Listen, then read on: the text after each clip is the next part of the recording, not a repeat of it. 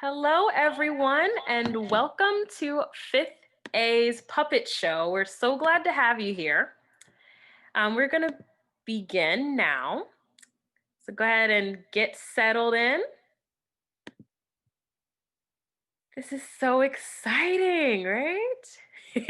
Thank you, Ms. McCall. Our show today is The Water Taxi, and it's about Jonah and the Big Fish.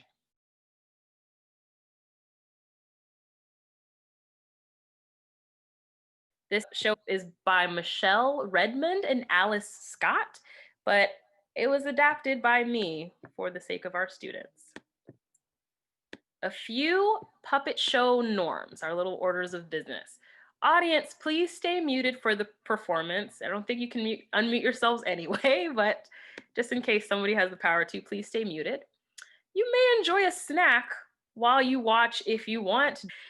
Virtual reactions are highly encouraged. So if you look at the bottom of your screen, we do this every time when we do our house meeting. You can share a virtual reaction. So if you want to take maybe 10 seconds, choose a virtual reaction right now and share it on the screen. Nice, thank you so much. I see some thumbs up. I see some clapping. I see some hearts. Great, awesome.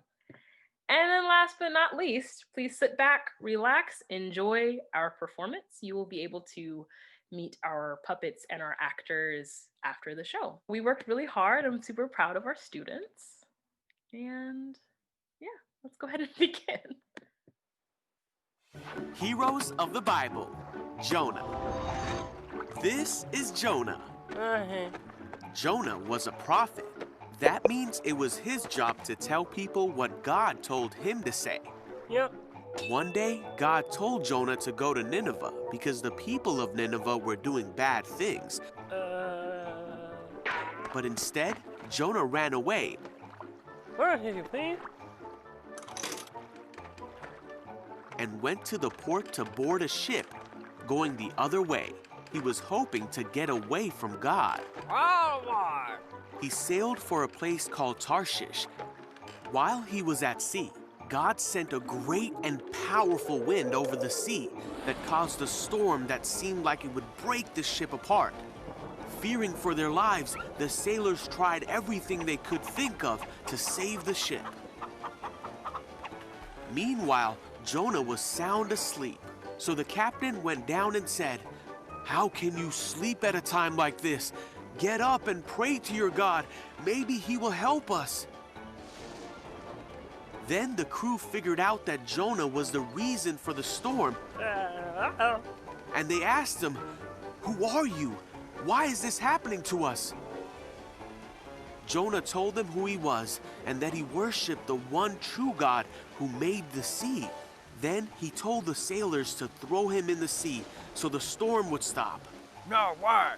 The sailors still tried to escape the storm, but it was no use. So they asked God for forgiveness and threw Jonah into the sea. The storm stopped at once. Whoa! The sailors were amazed at God's power and they vowed to serve him. Now God sent a great fish to swallow Jonah. Great.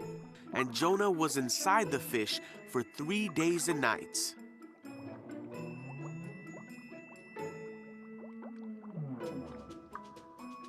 Jonah prayed to God from inside the fish, and God ordered the fish to spit Jonah out. Yuck. God told Jonah again to go to the city of Nineveh to tell them what God had said about them. I get it. This time, Jonah obeyed God and went to Nineveh to deliver God's message.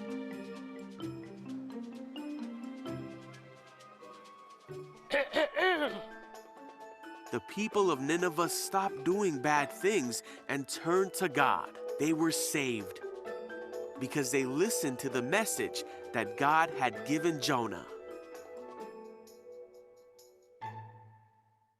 And now you may enjoy our show.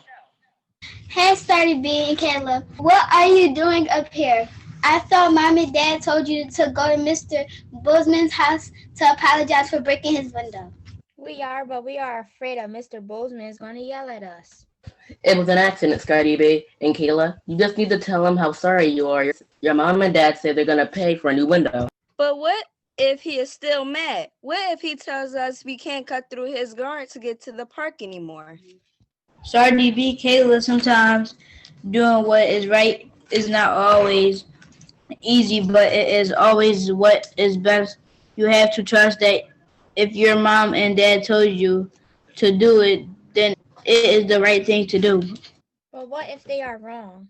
Mom and dad know what is best, and besides, you can't hide from them forever. We weren't planning on hiding from them forever, just until they forget about the window.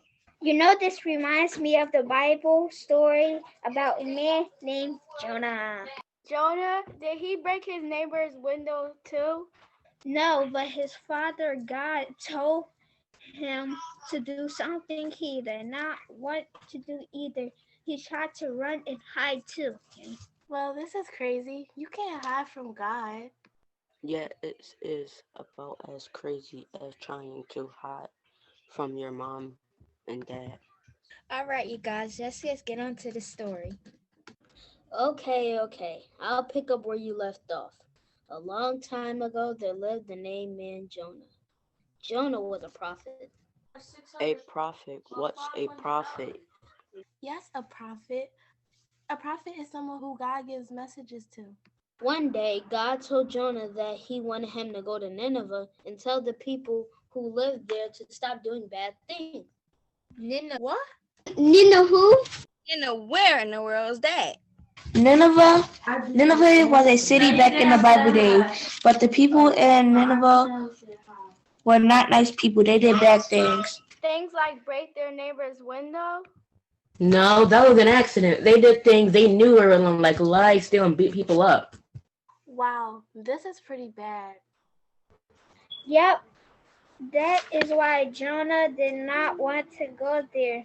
He was afraid they would get mad at him if he told them what God said. So, what did he do? Well, he got on a boat going to the opposite direction of Nineveh. He tried to get as far away from Nineveh and God as he could. That's silly. You can't get far away from God. He can go anywhere.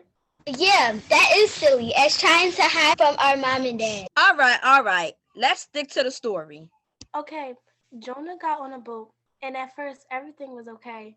But when they got far out to sea, a storm came up. It was a pretty bad storm, and the boat was getting tossed all around. The sailors had never seen such a bad storm. They wondered what had made God so angry to send such a storm. Yeah, because God controls the wind and the rain. Yeah, he does. Well, Jonah knew that God sent the storm because he was angry at Jonah. So Jonah told the sailors to throw him overboard. Why would he want to get thrown overboard in the middle of the sea? Jonah knew that if they threw him overboard, the storm would stop. He didn't want all The sailors. to die because he disobeyed God. At first, the sailors did not want to throw him over, but the storm kept getting worse. They knew if they did not do something, they would all die. What did they do? Yeah, what did they do? They threw Jonah overboard. Oh my gosh, did he drown? No. As soon as the sailors threw Jonah overboard, the storm stopped, and then a huge fish. Like a whale? Well, the Bible calls it a big fish, but it had to be like a whale because it was so big, it swallowed Jonah whole. So he did not drown. That is awful. Possibly, absolutely, most certainly awful. So what happened next? Did he get eaten by the big fish? Actually, he did not get eaten. He got swallowed whole. He was alive inside the belly of the big fish. No way! He was alive? Yes, God sent the fish. Jonah. So he would not drown. Oh, I get it. God sent a taxi to pick up Jonah out in the middle of the sea, like a water taxi. I guess you could say it was like a water taxi, except not so comfy. Jonah sat in the belly of a big fish for 3 days. Well, first he told God how sorry he was that he did not do what God told him to do, and then he praised God for how good is. I guess he had a lot of time to think in there. So after 3 days, did he die? No, actually, on the third day, God told the big fish to throw Jonah up on dry land. Wow, cool. So he puked up by a giant fish. Well, God saw that Jonah was truly sorry, and he gave him another chance. So did Jonah end up going to Nana, wherever that place is called? Nineveh, and yes, Jonah went to Nineveh and told the people there what God wanted to tell them. Did they beat him up? No, they didn't. They listened to what Jonah said, and they did what God wanted them to do. God knew they would. So does that mean that our mom and dad know what Mr. Bozeman is going to say about the broken window? Not exactly. Only God knows exactly where Mr. Bozeman will do. Exactly. But I'm sure Mom and Dad know that going to Boston's and apologizing is the right thing to do. That was a really cool story, fellow puppet friends. Scardy B, I think I understand now.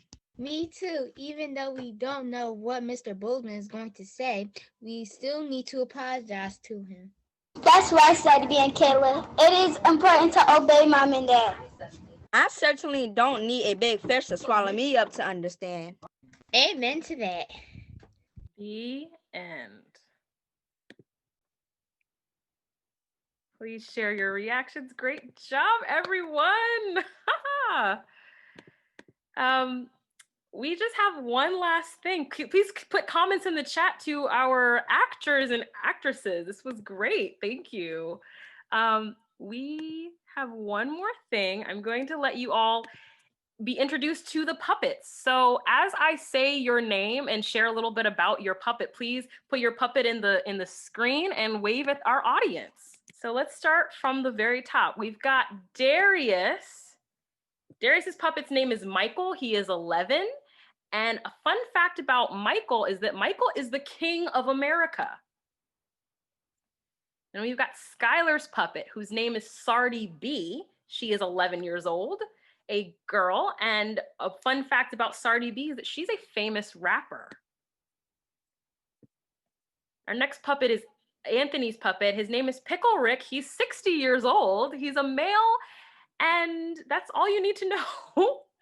He has a little flower on the side of his puppet. Then we've got Milan's puppet, whose name is Maquisha. She is 6 years old, a female, and is also a famous rapper. Imani's puppet is named Mystery Purple. She is 12 years old, a girl, and she's very friendly. Then we've got Simone's puppet. Her puppet's name is also Skylar, but it's Skyler.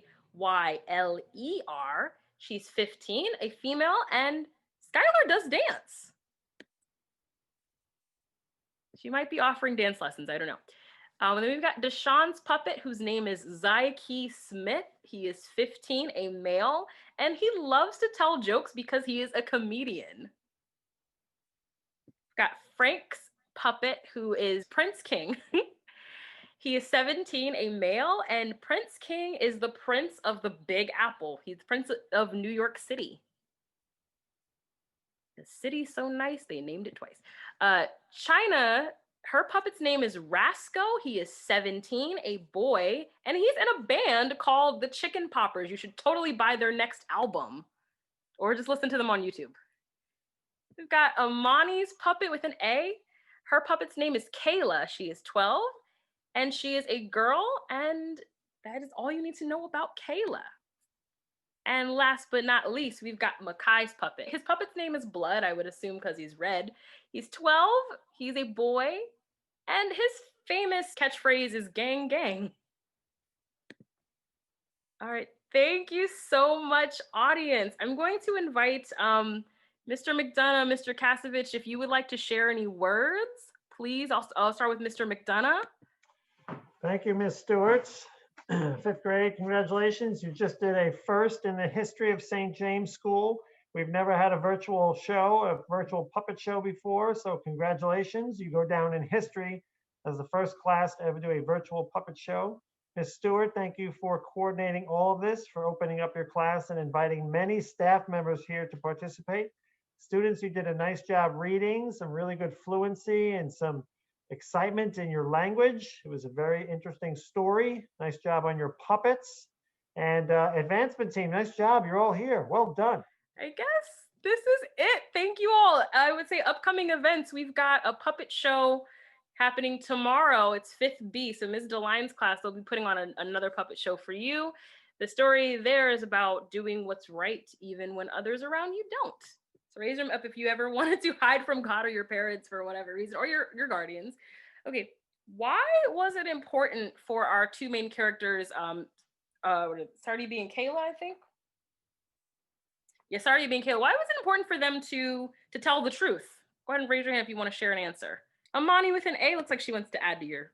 It's important to tell the truth because, like, if you don't tell the truth, you're going to hold on to the guilt or something, and then you're not going to get what you want, and then they're going to eventually find out what you didn't tell the truth about. Agreed, yes. How about Skylar? Wait, say the question. I'm going to answer, but I need to hear the question one more time. Okay, why was it important for our characters, Sardi B and Kayla, to tell the truth to their parents about the broken window? Oh, because something bad could happen, like when Jonah, something might bad happen, somebody else might get in trouble, or something bad happen to them, and they have to listen to their parents because it keeps your parents from trusting you, so they always trust you and they won't like doubt you. I love that answer. Great. Yes. Anyone else want to add to that? Deshaun. The only time you want to hide from your parents is when you playing hide and seek or having family time. That's the only time you want to hide from your parents. But do not hide from your parents because, well, do not lie to your parents, because if you lie, if you promise them something, you're making a promise to God. And then if you turn around and do something else, then you just basically lie to God and Santa. Thank you so much, Deshaun, for that. All right, on that, China, you want to add to that question? Yes. I think it is important to tell the truth because the truth always matters, and if somebody else might take the blame and they could just hold on to that guilt forever and probably won't even tell their parents the truth. Yeah, I agree. Thank you. Thank you for that. Those wise words, y'all. See you.